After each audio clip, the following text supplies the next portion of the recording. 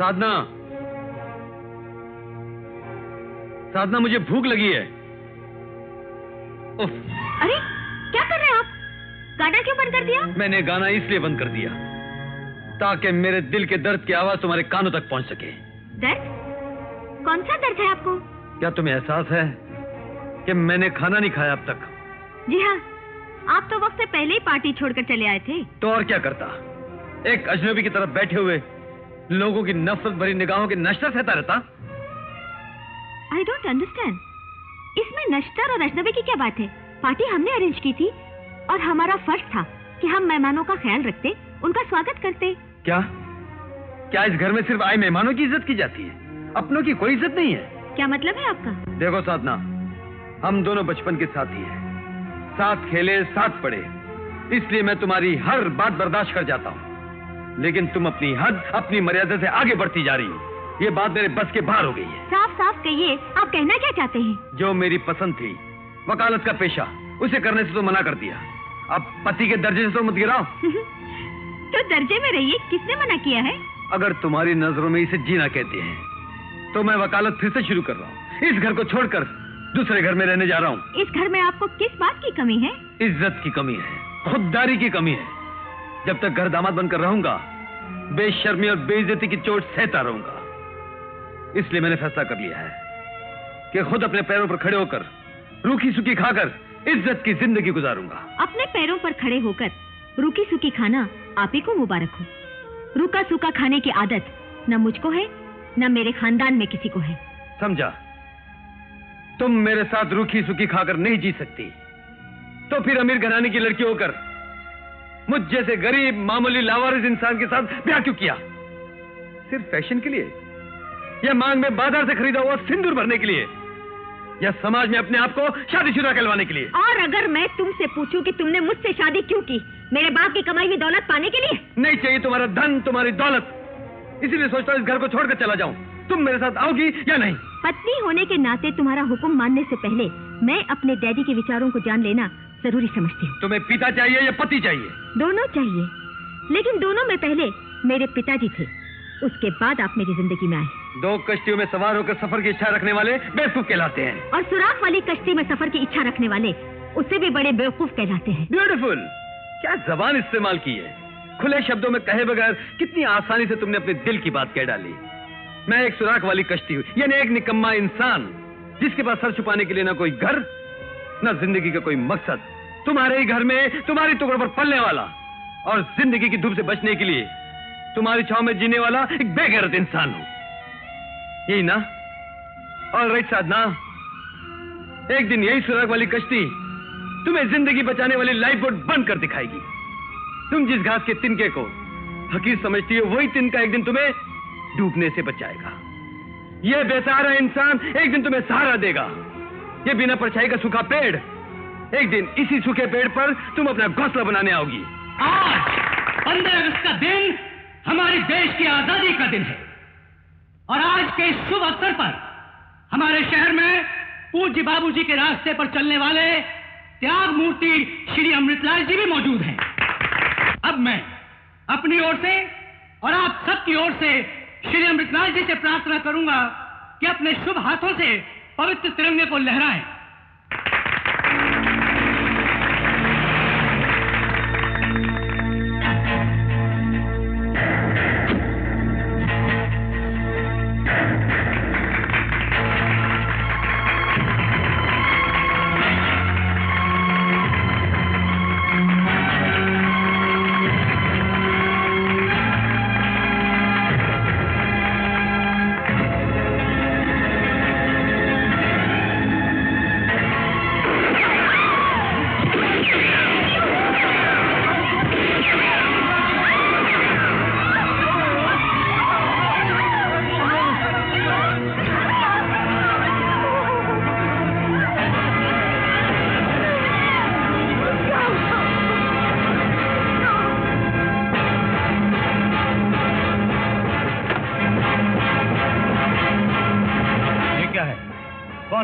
मैं एक खूनी हूँ और सेठ अमृतलाल का खून करके आई हूँ।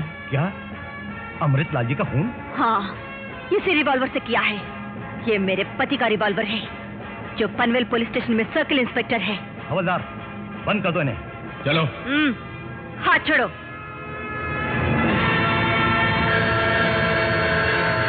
अगर नेक और गरीबों के हमदर्द लोगों का इसी तरह दिन दहाड़े खून बहता रहा तो लोगों को तो भगवान पे से विश्वास उठ जाएगा। कभी कभी तो दिमाग काम नहीं करता है। नमस्ते चौधरी साहब। आइए विष्णु प्रसाद जी, बैठिए। नमस्ते। हम लोग अभी अमृतलाल जी की हत्या का जिक्र कर रहे थे। जब हम लोग का ये आलम है कि ये खबर सुनकर हमारी रूह कांप गई, तो आप पर जाने की अभी होगी। आप तो उनके करीबी दोस्त थे, सारे दान धर्म के काम आप ही के हाथों हुआ करते थे। चौधरी साहब, मैं दरअसल उन्हीं की हत्या के केस के सिलसिले में आपसे कुछ बातें करने आया था। केस का तो सवाल ही पैदा नहीं होता विष्णु प्रसाद जी। वो हत्यारों तो सीधे फांसी के तख्ते पर चढ़ने वाली है। उसने हजारों लोगों की मौजूदगी में कत्ल किया, उसकी तस्वीरें उतारी की जो अखबारों में छप चुकी हैं, फिर उसने पुलिस में जाकर खुद अपना रिवॉल्वर सरेंडर किया, इकबाल जुर्म किया। ये मुकदमा तो आईने की तरह साफ है। It's an open shut case. What do you से बेटी? हाँ बिल्कुल, आप बिल्कुल फिक्र मत कीजिए पुजारी जी, उस लड़की को फांसी होकर रहेगी। मैं उस लड़की को फांसी लगवाने के लिए नहीं, उसे फांसी से बचाने के लिए आपसे मदद मांगने आया हूँ। जी हाँ, इस केस को लड़ने के लिए कोई वकील आगे नहीं आ रहा है। तो आप मेरे पास चले आए? जी। और ये उम्मीद लेकर कि मैं अमृतलाल जी जैसे इंसान को उनकी मौत के बाद मुजरिम साबित करके उस लड़की को फांसी से बचा लूंगा। अगर आप ऐसा करेंगे तो आप धर्म की सेवा करेंगे, इंसानियत की खिदमत करेंगे, इंसाफ का सर दुनिया में ऊंचा कर देंगे चौधरी साहब। विष्णु प्रसाद जी, लगता है अमृतलाल जी की मौत के सदमे ने आपका दिमागी तवाज़ुन बिगाड़ दिया। आप बहकी बहकी बातें कर रहे हैं। मैं बिल्कुल होश में हूँ चौधरी साहब। आप अमृतलाल जी के बारे में कुछ नहीं जानते। वो 2 सूरतों वाला इंसान था। देखने में देवता लगता था, लेकिन असलियत में वो गुनाहों का देवता था। पर्दे के पीछे उसकी गोरख धंधे वाली सूरत नहीं देखी आपने चौधरी साहब? पर्दे के पीछे गोरख धंधे वाली सूरत, वो क्या थी? वो इस वक्त तो मैं आपको नहीं बता सकूंगा चौधरी साहब। कमाल करते हैं आप भी, तफसील तो बताते नहीं हो। कहते पर्दे के पीछे उनके गोरख धंधे थे, और अगर थे भी तो आज तक आप खामोश क्यों थे? उनके मरने के बाद आपका मुंह कैसे खुल गया? मैं अपनी कमजोरी मानता हूँ चौधरी साहब, लेकिन आप मदद करें तो यही नहीं, और भी बहुत सारी सच्चाइयां दुनिया के सामने आ सकती हैं। जी नहीं, ये इतना क्लियर और साफ कत्ल का मुकदमा है कि मैं क्या दुनिया का कोई भी वकील इस केस को डिफेंस करने से इनकार कर देगा, और जो डिफेंस करेगा उससे ज्यादा नालायक, अहमक और पागल आदमी इस दुनिया में नहीं होगा।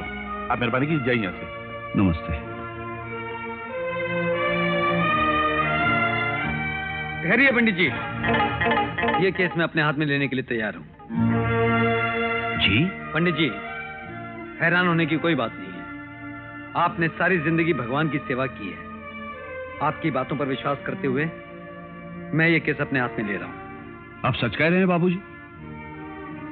पंडित जी, मैं बिल्कुल सच कह रहा हूँ।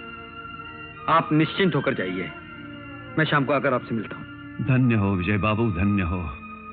आप फिर एक बार साबित करेंगे कि भगवान मजलूम की रक्षा के लिए कहीं ना कहीं से किसी न किसी को भेज ही देता है। मैं शाम को मंदिर में आपकी राह देखूंगा। मैं चलता हूँ। विजय, तुम क्या वाकई इस केस को अपने हाथ में ले रहे हो? जी अंकल। लेकिन क्यों? तुम में ये खामखा का जोश क्यों पैदा हो गया? जोश नहीं पैदा हो गया, बल्कि मैं ये साबित करना चाह रहा हूँ कि मैं कम दिमाग, पागल, बेवकूफ नहीं हूँ। तुम बेवकूफ नहीं, बेगैरत होते जा रहे हो। तुम्हें इतना भी लिहाज नहीं कि जिस केस को मैं लेने से इनकार कर रहा हूँ, उस केस को तुम हाथ में लेने जा रहे हो। अंकल, आप जैसे हासिल करना चाह रहे हो उसे मैं हासिल करना चाहूँ तो वाकई मैं बहुत बेगैरत हूँ, लेकिन जिसे आप ठुकरा रहे हो उसे मैं हासिल करना चाहूँ, मैं समझता हूँ इसमें कोई बुरी बात नहीं है। कल तक मुझसे पूछे बगैर तुम्हें कदम नहीं उठाते थे, और आज तुम्हें अपना अच्छा और बुरा समझने की तमीज तक पैदा हो गई। तुम्हें जिंदगी की राह पर चलना मैंने सिखाया, और आज उन्हीं पैरों के तले मेरी इज्जत को रौंद रहे हो। तुमको जबान मैंने दी, और आज उसी जबान के बल पर तुम मेरे मुकाबले में खड़े हो रहे हो। मैं आपके मुकाबले में खड़ा नहीं हो रहा हूँ अंकल, मैं जुल्म और नाइंसाफी के खिलाफ खड़ा हो रहा हूँ। इस वक्त मैं तुम्हारे ससुर नहीं, तुम्हारे सीनियर की हैसियत से कह रहा हूँ विजय, कि तुम इस केस को अपने हाथ में नहीं लोगे। आई एम सॉरी सर, मैं बहुत दिनों तक आपका जूनियर रहा, और अब ये जूनियर अपने सीनियर की तरह खुद अपने बल पर नाम कमाना चाहता है। Vijay, you are going too fast, but study and very study. देखा आपने इस नालायक पति को, कितना घमंड समा गया इसके सर में। इन हाथों से पाल पोस कर बड़ा किया मैंने इसको, और आज इन्हीं हाथों को काटना चाहता है वो। अब आप में इतनी हिम्मत आ गई कि मेरे डैडी के साथ जबान दराजी करने लग गए? मैं तुम्हारे डैडी के साथ जबान दराजी नहीं कर रहा था, बल्कि अपने सीनियर वकील के साथ बहस कर रहा था, जिन्होंने मुझे बहस करने की तालीम दी। और अगर वो मुझे ये कहें कि तुम अपनी तालीम और लियाकत का इस्तेमाल मत करो, तो ये जुल्म है, और जुल्म के खिलाफ लड़ना हर इंसान का पैदाइशी हक है। क्या वो सिर्फ तुम्हारे सीनियर हैं और कुछ नहीं? अपनी बेटी तुम्हें सौंपकर जिस एडवोकेट चौधरी ने तुम्हें अपना दामाद बनाया, समाज में इज्जत दिलाई, क्या वो चौधरी तुम्हारे ससुर नहीं है, सिर्फ सीनियर है? नहीं, वो मेरे ससुर हैं, लेकिन जहां तक मेरी इज्जत का संबंध है, वो मुझे भीख में नहीं चाहिए। मैं अपनी इज्जत खुद कमाना चाहता हूँ। अगर आप ये समझते हैं कि ये केस जीतकर आपको इज्जत और शौहरत मिल जाएगी, तो ये सिर्फ आपका वहम है, एक ख्वाब है। फैसला सुनाने वाली तुम हो या जज साहब? हर बात का जवाब देना आता है, लेकिन मेरे डैडी की इज्जत और शौहरत का ख्याल नहीं आता तुम्हें? मेरे डैडी ने तुम्हें पाला, मेरे डैडी ने तुम्हें पढ़ाया, मेरे डैडी ने तुम्हें खिलाया, सारी जिंदगी मेरे डैडी के घर में रहते आए हो, और आज हमारे घर में रहते हुए हमारे पीठ में खंजर भोंक रहे हो। साधना, मैं गरीब किसी की पीठ पर क्या खंजर भोंक सकता हूँ? अपने लिए तो 2 निवाले नहीं खरीद सकता, तो किसी की पीठ पर भौंकने के लिए खंजर कहां से खरीद सकता हूँ? और ना ही ये मेरी आदत है। वैसे भी मैं महसूस कर रहा हूं कि अब मैं इस घर में किसी से निभा नहीं सकता। कदम कदम पर निराश करने वाला माहौल है, और मुझसे इस माहौल में जिया नहीं जाएगा। और इसीलिए आज, बल्कि इसी वक्त इस घर को छोड़कर जा रहा हूं। तुम्हारे पिताजी की मान मर्यादा, इज्जत, शौहरत को हिफाजत से इस घर में छोड़कर जा रहा हूं। आज से समझ लो, मैं मशहूर एडवोकेट चौधरी कैलाशनाथ का दामाद नहीं, बल्कि MA LLB advocate Vijay Kumar हूं। अब हमारी मुलाकात सिर्फ अदालत में होगी, पब्लिक प्रोसिक्यूटर साहिबा।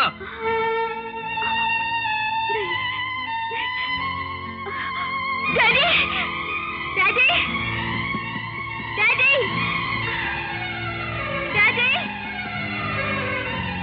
डैडी, वो अपने कपड़े और सामान बांधकर इस घर से जा रहे हैं। क्यों? कहते हैं अपने पैरों पर खड़ा होना चाहता हूँ, अपनी मेहनत से नामवर वकील बनना चाहता हूँ। उनको हमारे घर का माहौल घुटन वाला और कदम कदम पर रुकावट वाला लग रहा है। ऐसी? आइए वकील साहब, बैठिए। नहीं अंकल, इतने दिनों तक तो बैठकर ही खाता रहा हूं, अब तो खड़ा होने दीजिए। कहाँ? सड़क पर? जी नहीं, अदालत में। मुबारक हो विजय, तुम्हारे ये मजबूत इरादे जानकर और तुम्हारे ख्यालात सुनकर बेहद खुशी हुई, और यकीन मानो तुम्हारे इन पुरजोश इरादों के बीच मैं या मेरी बेटी कभी नहीं आएंगे। जाओ, बहुत बड़े वकील बनो, इज्जत कमाओ, नाम कमाओ, दौलत कमाओ। इस घर के दरवाजे तुम पर हमेशा के लिए खुले रहेंगे। लेकिन जाने से पहले मेरी एक बात सुन लो विजय, मैं उम्र में और तजुर्बे में दोनों में तुमसे बड़ा हूं, इसलिए बता रहा हूं। मैंने जोश वाले भी देखे और जोश वालों का अंजाम भी देखा है। जिस मुकदमे के बल पर तुम अपने पैरों पर खड़े होने की कोशिश कर रहे हो, वो मुकदमा एक दिन कुल्हाड़ी बनकर तुम्हारे पैर काट डालेगा और मेरी इज्जत का सर काट डालेगा। तुम्हारा भविष्य और मेरी इज्जत दोनों तुम्हारे हाथ में है, इसलिए जो कदम उठाना सोच समझ कर उठाना। मैं जिंदगी भर तुम्हारा एहसानमंद रहूंगा। अंकल, आपकी ये नसीहत मैं जिंदगी भर याद रखूंगा। Thank you very much. नहीं, विजय, डैडी, वो गुस्से में जा रहे हैं। आप उन्हें रोकने के बजाय उल्टा जाने को कह रहे हैं। बेटी, जिस इंसान को कभी गुस्सा नहीं आता वो इंसान कहलाने के लायक नहीं होता। गुस्सा मन का मवाद है, उसका निकल जाना ही बेहतर है। कभी कभी जिंदगी में गुस्सा आता है तो हमेशा के लिए भला हो जाता है, और उसका भला होगा तो तुम्हारा भला होगा। जाने दो इसे, जाने दो।